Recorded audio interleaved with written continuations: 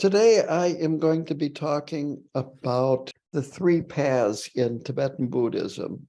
To begin with, there are 84,000 ways to teach the Dharma because there are basically 84,000 different, you might say, types of mental states of sentient beings. And the Dharma is taught according to the needs of the individual. So this can get very vast, but I want to keep it simple today. And I want to talk about how the practice of Dharma is done and followed at KTD and the various KTCs.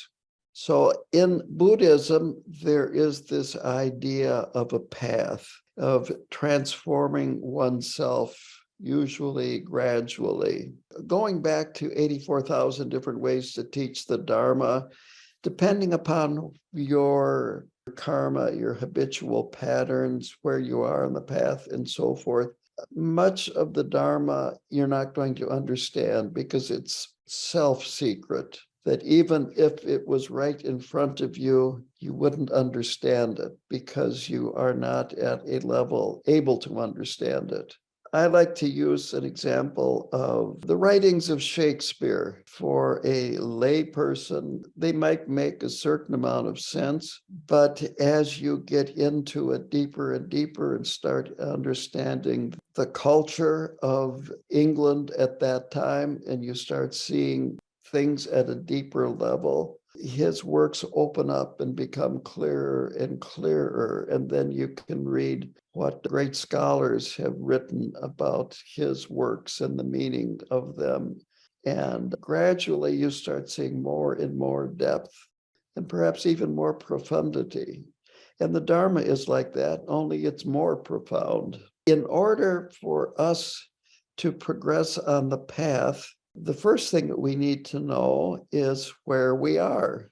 Again, using an example of GPS, you can enter where you want to go, but if you don't enter where you are, it won't tell you how to get there. So what we need to do is gain a better understanding of where we are. And this starts with us to begin with what's called listening and hearing, attending teachings, reading books. Nowadays, there's lots of media, lots of things on the internet. So it is absorbing information. Then the next step is titled meditation, but this is more than sitting meditation. Sitting meditation is one type of meditation. And we use sitting meditation, which is following the breath, and keep bringing our attention back to the breath when the mind starts to wander. What this is for is to tame our minds, to get our minds to be more manageable, less distracted. The tendency to go off emotionally and have wild responses to things that arise in life, the mind becomes more workable, more manageable through sitting meditation. But meditation also includes analytical meditation, and it includes contemplation. Contemplation would be as simple as when you hear a teaching or read a teaching, thinking about it. How does this apply to me? What is the meaning here? What is being conveyed? Does it make sense? You could say chewing on it, pondering it, and then maybe if questions arise, ask somebody, ask a lama, hopefully, and try to resolve any things that you don't understand or you feel might be in conflict. And then the last part of this is action. And then on the result of listening and hearing, and then meditation and contemplation, what do you do? After that, your actions of body, speech, and mind. So this is going to be a good way to look at how we process information and how we, you might say, take it into our experience. Now, the core teachings of the Buddha, if we were going to bring it into a nutshell, are that all of us have Buddha nature. All of us have the same potential to become a Buddha as a Buddha or any other enlightened being. It's just that it's in the undeveloped or underdeveloped stage that we need to remove what is blocking our experience of Buddha nature. The other aspect is compassion. Compassion is wanting ourselves to be free of suffering, and it's wanting others to be free of suffering. And this is a quality of our mind, that this is not something that we need to get from somewhere else. Again, it is something that we just need to develop. Now, here at the Hay River KTC and the Minneapolis KTC, we're small, and we do not have separate groups for different levels of practitioners. We don't have a group for beginners, we don't have a group for intermediate, and we don't have a group for advanced students. We just are kind of all mixed together. So earlier we did White Tara, and White Tara is an advanced practice. It's a Vajrayana practice. However, it is fine for anybody to do White Tara as long as the person leading it has received the empowerment and instructions on how to do it. But unless you have had the empowerment and instructions, it's not good for you to be doing this alone by yourself. Sitting meditation would be a better practice to do when you're by yourself at home. One more point is community is important. The Sangha is sometimes referred to as the Buddhist community, the members of the KTC or KTD. Sometimes Sangha is used with the adjective noble in front of it, which would mean the very highly realized members of the Sangha, the great lamas. But another meaning of Sangha is the community, the other people that attend at the KTCs with you. Community is important. It gives us a feeling of belonging, emotional support. Khenpo Karthar Rinpoche once explained it this way, that when you practice in a group, you accumulate the merit of every single person practicing. Now, I believe one person has left, so there were a total of 8 people here for White Tara. So each of us accumulated the merit of 8 people practicing White Tara. So that's an important factor, that when we practice together, we are accumulating more merit that we can then dedicate to the benefit of all beings. There are 3 paths in Tibetan Buddhism. There is the foundation path, which used to be called the Hinayana, or the lesser vehicle. And I believe that's one reason why Gyalwang Karmapa liked foundation path, because the lesser vehicle makes it sound like it's not so important. But it is the foundation, the very foundation of our practice. And then there's the Mahayana and Vajrayana paths. And finally, there also is Mahamudra, which could be looked at as actually a 4th path. So I'm going to go into these 4 paths, just a little bit about them. The foundation path is where we begin. The teachings that are most important for the foundation path are the 4 noble truths: the truth of suffering, the truth of the cause of suffering, the truth of cessation of suffering, and then the truth of the path that leads to the cessation of suffering. Now, traditionally, this is explained as a doctor talking to a patient. The doctor says, "You're suffering, you're ill." And then the second is that there is a cause of your illness.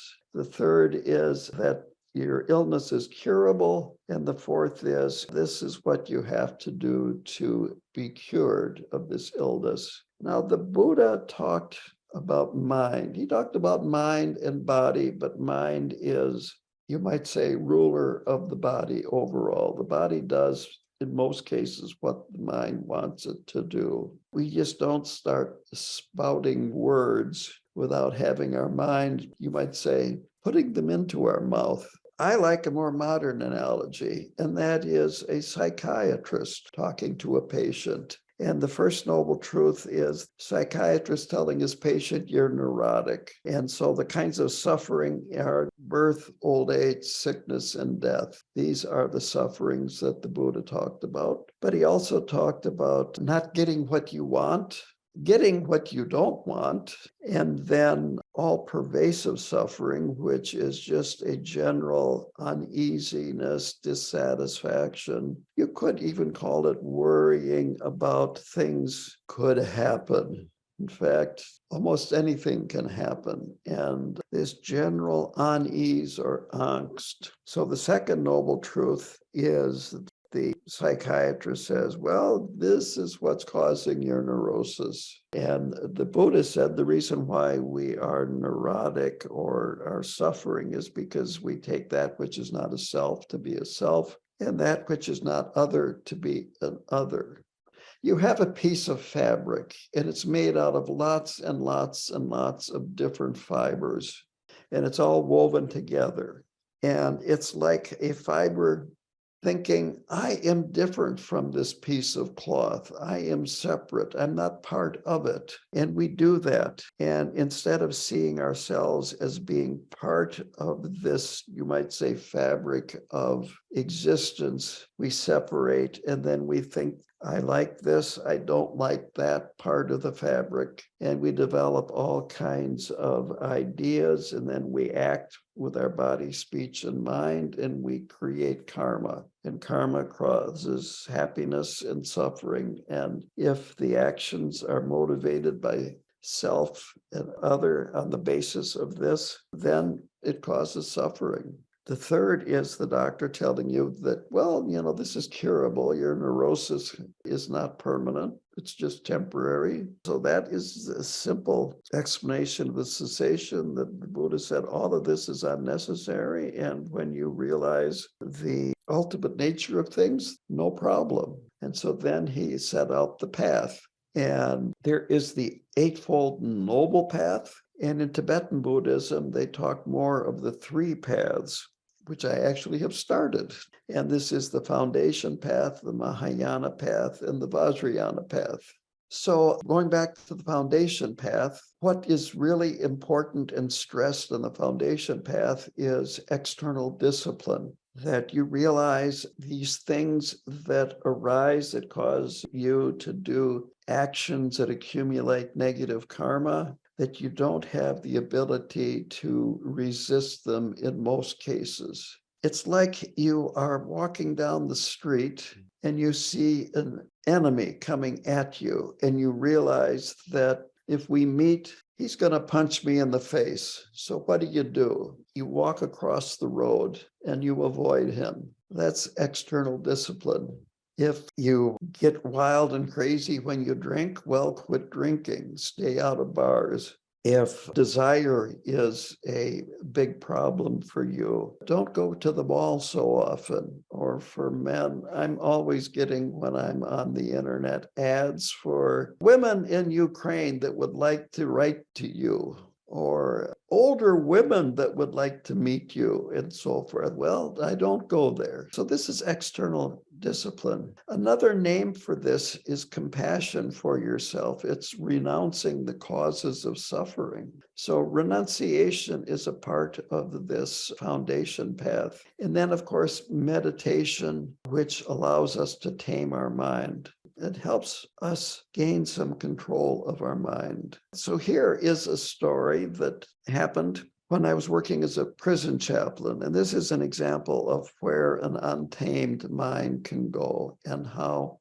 it can cause a lot of problems. In the chapel area, we had a library for religious books, separate from the main prison library, and it was run by the chaplains. There were another chaplain that I worked with, the second chaplain, and I had inmates that worked for me in the other chaplain, and they were in charge of the library. They checked out books, checked books back in. They organized the books. I gave some help to the organization, and so on and so forth. And if an inmate did not return a book he checked out, then one of my workers would send them a note saying that you've got an overdue book, bring it back. And if they didn't bring it back timely, then they would send another note. All of this was done without me having anything to do with it. But if it still had not been returned, then I would get a note on my desk saying, John Smith has an overdue book. So then I would call up security at the unit where the man lived, and they would announce on the PA system, John Smith, go to the chapel. So I did this for John Smith, and as he was leaving through this public area in that building, some of the inmates would say to him, oh, this is not going to be good. The chaplain is actually the most feared person in the prison because it is a chaplain that tells the inmate, your mother has died, your father has died, your son has died. And that was what was meant when he was told by other inmates, this is not going to be good. Well, when he got to my office, he was visibly really upset and shaken. So I had him come into my office. I sit down, take it easy. And of course he couldn't. And then I told him, you've got an overdue book. And he just fell apart. And he said he was literally on his way over praying to God that it was his father that died and not his mother. And of course, it was all in his head. So the point being is that we need to tame our mind because it can lead us to do very negative things and very negative thinking and thinking that causes a lot of harm to ourselves and a lot of harm to other people. And if nothing else, a lot of unhappiness. So this is the foundation path. Now, the Mahayana path is one where we're working now with developing compassion for other people. We already have worked on developing compassion for ourselves. Our mind is a little bit more tamed. So now we're ready to take on, you might say, more work. The Mahayana, we talk about training the mind to be more compassionate, but it has to be tamed somewhat before you can train it. If you've ever had a dog, you know you have to tame the dog first before you can train it.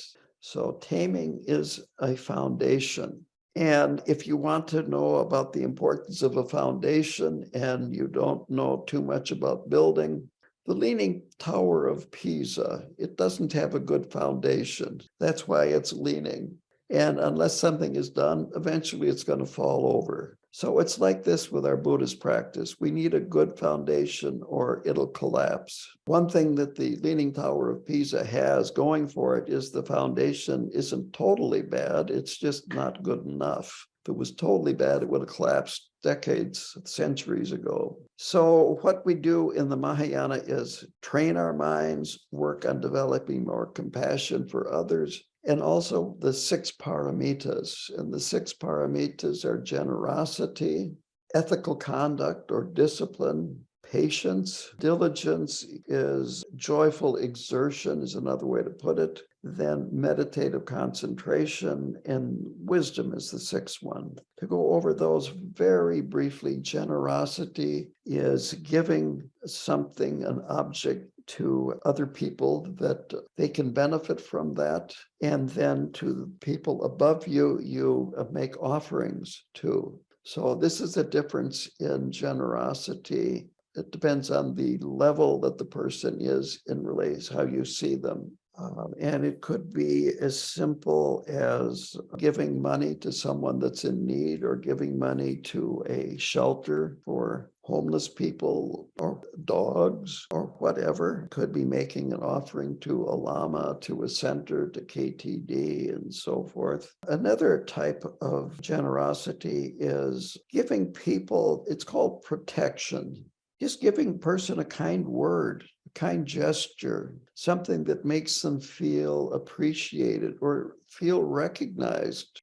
Visiting somebody in a nursing home, all of this is a form of giving protection. When I started working as a chaplain at the prison, I had no training as a chaplain. If I would have been working in a hospital, in a nursing home, I would have had to go through rigorous training to be a chaplain, and I never had any of that. Let's just say the standards are lower in the penal system. Point that I'm going to with this is what I very quickly learned, that listening was one of the most important tools I had, listening to an inmate. A lot of times, if you listen to them in kind of an intelligent, guided way where you might make a suggestion here or there, they would sometimes see things that they never saw before without me having to point out too much. It also made them feel valuable. A lot of inmates have just, you might say, been abandoned by their family because they've caused so much problems in the family. Also because the family is so dysfunctional to begin with. But just listening to a person, it doesn't mean you have to listen to them go on and on and on and on and on, but listening a little bit and actually hearing them can make a person feel better about themselves and their situation. And finally, the third type of gift is giving them the gift of Dharma. And it might be as simple as explaining a little bit about compassion. When I say that, it might only be a sentence. What I have found, if a person wants to know more about Buddhism, give them one or two sentences and then leave it. And if they want more, they will ask a question. Don't give a lecture. Just give little simple things to help them, might say, ease their pain. In terms of discipline or ethics or morality, discipline is not punishment. It is avoiding doing things that are harmful to yourself and engage in things that are beneficial. Engage in things that are beneficial to other people, and again, avoid things that are harmful to other people. Patience is perhaps the most difficult of these first five.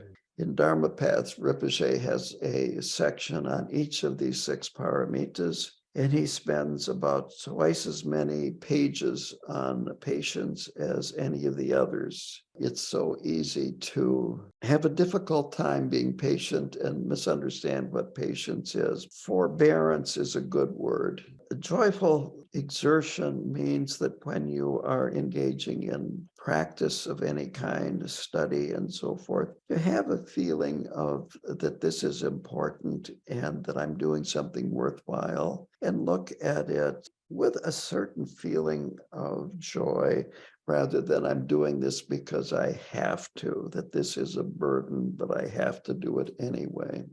Meditative concentration means that you train your mind to stay on the subject that you're interested in rather than jumping around from point to point to point like a ping pong ball. And then by practicing these 5, we develop wisdom. We develop the ability to see things more clearly and make better choices.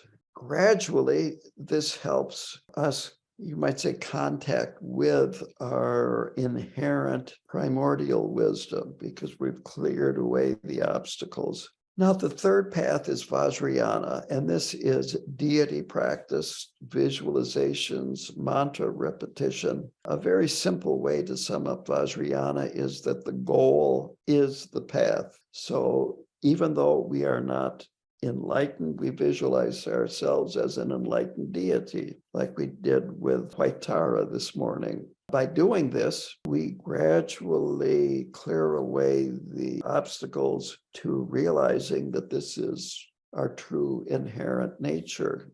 The fourth one, I only talked about 3 paths, but Mahamudra is part of the Vajrayana practice, but I'm going to talk about it separately. And basically, this is learning to rest your mind in a bare awareness. And I'm not going to talk about this much more than that, other than it's a very difficult thing to do.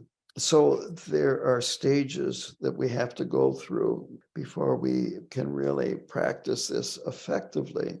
Now, to go back here, This is the way we progress through these different paths. It starts with an interest in the Dharma, and it could be something that you have read, something that you've heard, something you've seen online. I've heard some people say that since they were a child, this has been something they have been curious with. One time, I met a man who got interested in Dharma when he shoplifted a Buddhist book. He was a juvenile delinquent, and he started reading it. Oh, this makes sense. So there are a lot of different ways we can develop an interest in Dharma. From that interest, then, of course, you want to go and investigate it in more depth. You want to learn how to meditate, and you need a relationship with the meditation instructor. One of the biggest obstacles that many people have is they want to do it themselves. They don't want to have a relationship with a meditation instructor, that for whatever reason, they don't want to let down this barrier between them, the Dharma, and the teacher, and so forth. A daily meditation practice is really essential.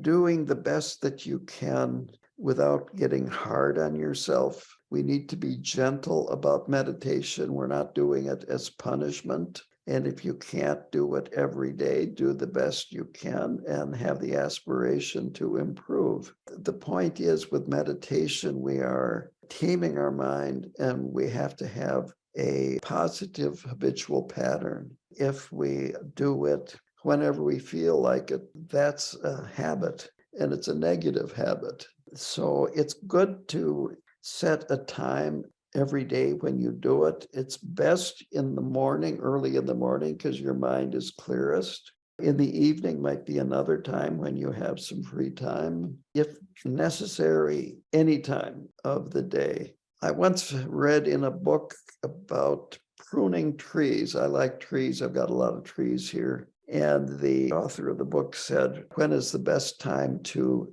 trim a tree? He said, when the saw is sharp. And I wouldn't go quite that far, but if you don't have a regular practice at a regular time, then whenever, it's better than not at all. Again, be gentle with yourself. This is not about forcing it. It's not about when you miss, then having this inner critic telling you that you've been a bad person, you've done something wrong, and on and on and on. That it's really important to be kind to yourself, to be gentle with yourself. Don't nag yourself. Again, I like to compare this with training a service dog, or actually training any kind of a dog. What you do is when they behave, do what you want, you give them a treat. Tell them they've been nice. The way you train dogs for dog fights is you mistreat them, you beat them up, you hit them, you do all kinds of things to make them mean. And if you're doing that to yourself with your inner critic, you are going the wrong direction. So this means being kind to yourself, being encouraging. You also want to, as you start doing more and more of this, examine and contemplate, like I said at the very beginning, does this make sense? And if it doesn't, then start asking questions. In Buddhism, blind faith does not work. We want to have clarity in our mind about, is this really truthful or is it not? Especially when we are at the foundation level, that there is plenty of room there to question. And as we progress on the path, there are different vows that we can take. The entry to the path is refuge. This is where you take refuge in the Buddha, the Dharma, and the Sangha, refuge from the suffering of samsara. We see them as a possible refuge from suffering. Other things that we may have taken refuge in the past, we see as fallible. For instance, you might take refuge when you're young in your mother. Well, mothers die, and mothers don't have as much power as you might think when you get older. Or we might think that, well, the government gives us certain rights and protections, or I've got insurance, I got a good lawyer, I've got good doctors behind me. and so on down the line. But all of these things don't work. And a lot of times we just think, well, I'm smart, strong, I've got a lot of money or whatever, I can take care of these things. But if you look at it closely, all of these things fail. One Tibetan teacher kind of described it this way. It's kind of like when we're taking refuge in these worldly things. It's kind of like taking refuge in a sheep. And when the lion shows up, the sheep is the first one that goes before you. So the three jewels are your source of refuge. And when we take refuge, this is the gateway to the path. And it is understanding that this is where you are making this very serious commitment to free yourself from the suffering of samsara. The next level of vows are the bodhisattva vows. And you are ready for the bodhisattva vows when your mind has become tamed enough where you start realizing that there's a lot of other suffering going on in the world, and maybe it's important to do something about that, where you're making a commitment to practice the Dharma, travel the path, and bring all beings to enlightenment. But it's a much greater commitment. The first is working with your own suffering. The second is working with the suffering of all sentient beings. And again, this was an experience I had when I was working in the prison. It was a very interesting experience, by the way. I had a meditation session once a week, a group meditation, and inmates would come and I would encourage them to meditate on their own back in their cells. And this man did. And after, I don't know, maybe 6 months or a year, he came to the group meditation and he was coming regularly. And he said to me privately, you know, there's a lot of suffering in this place. And it's not just the inmates, it's the guards too. So his mind had cleared and settled down enough so that he saw that he was not the only one suffering, that the other inmates were suffering. And not only that, but the staff was suffering too. And that's an indication that your practice is working.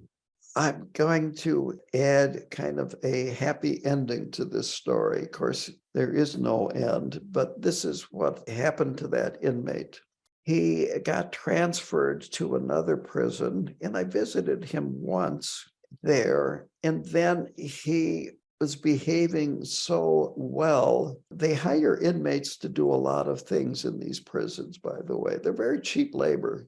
But there was another prison not far away, I don't know, maybe 50 miles away from this other one he had been transferred to. And he was noticed so much as standing out from the other inmates that he got a job offer at a supermax. Now, the only problem was he had to live in the supermax, but he took it. So here he is at a supermax. He's a custodian.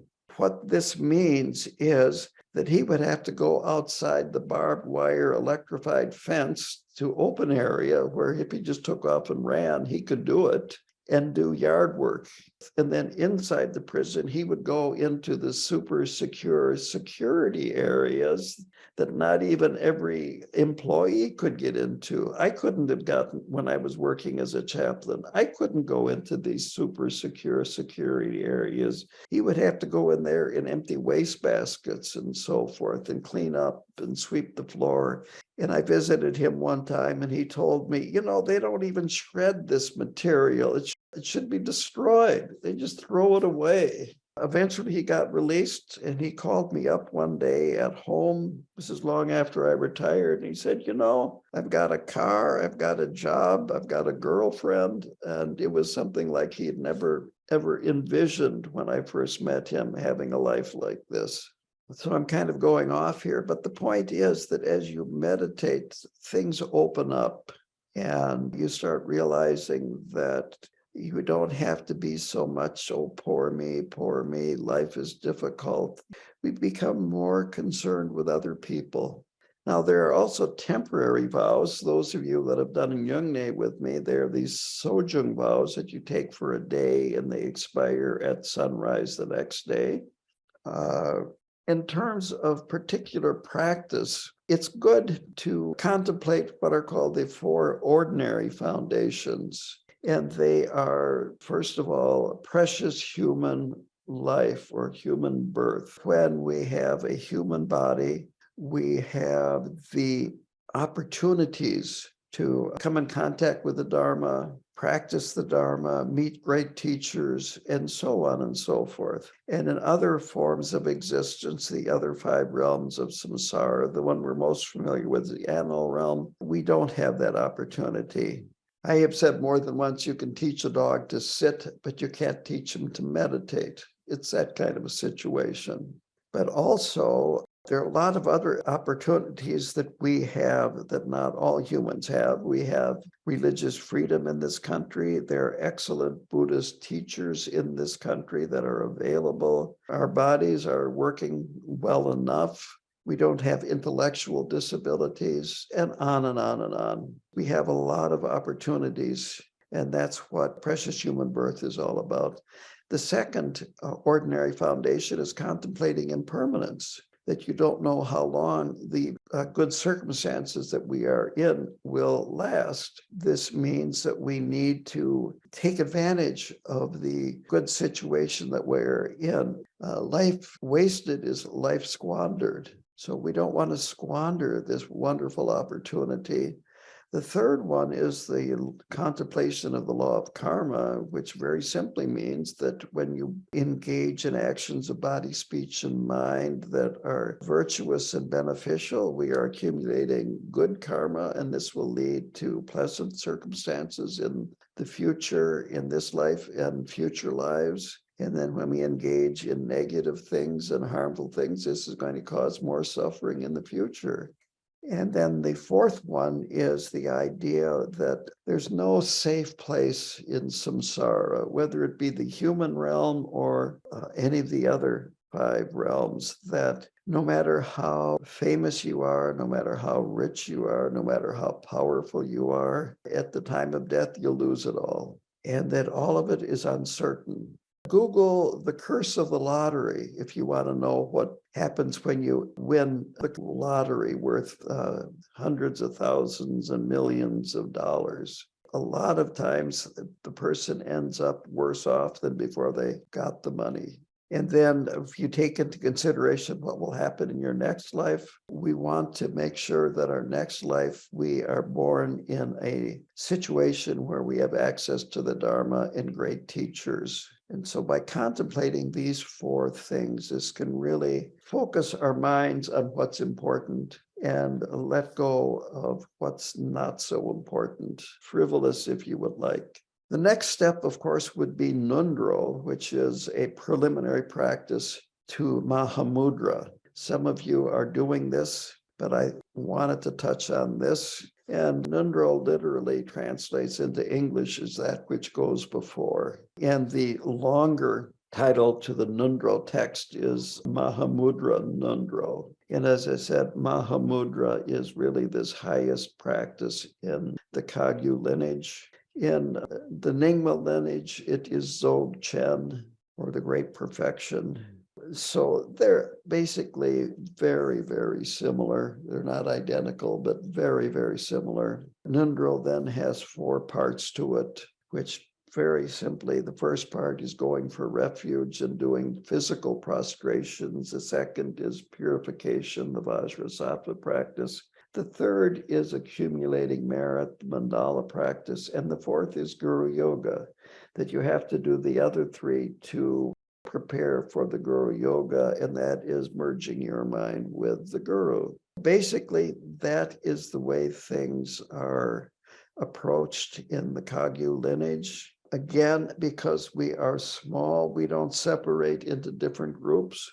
And to a certain extent, we just mix elements of all of them, except for well, even with Tara, there's an element of Mahamudra. So are there any questions?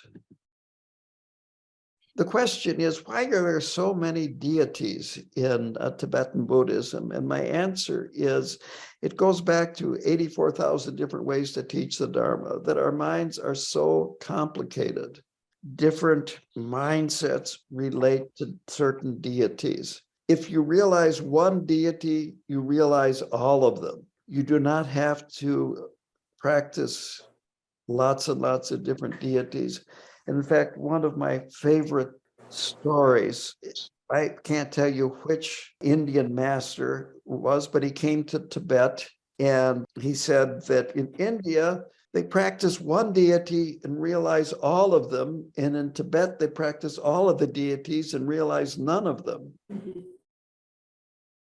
The question is about then progressing from Mahayana to Vajrayana. Do you have to, you might say, develop certain qualities? And actually, in at KTD, you show up and they've got Chenrezi, got green Tara in the morning, Mahakala in the afternoon. And the first time I went to KTD, I started going to these. And it was just, that's the way they do it there. And there is no real, shall we say, bar. Well, you shouldn't go there. Now, if you're going to be doing these at home by yourself, there are things that you need to do. And that is, you need to have the empowerment and then the instructions on how to do the practice. And a certain, you might say, faith or confidence that this is going to be beneficial. It's sometimes good to talk to a lama or a khenpo about your individual practice, which ones you decide to do. Like everything else, it's on an individual basis and what you feel you would like to do, how much you would like to take on. I mentioned this yesterday, and I'm not saying this to discourage people, but a lot of people could benefit by practicing foundation practices more than they do. And another way to put it is that they think they're further along the path than they are. Khenpo Rinpoche was once asked in a public teaching, "Where are most of your students on the path?" And he said, "They are laying on the path and wiggling."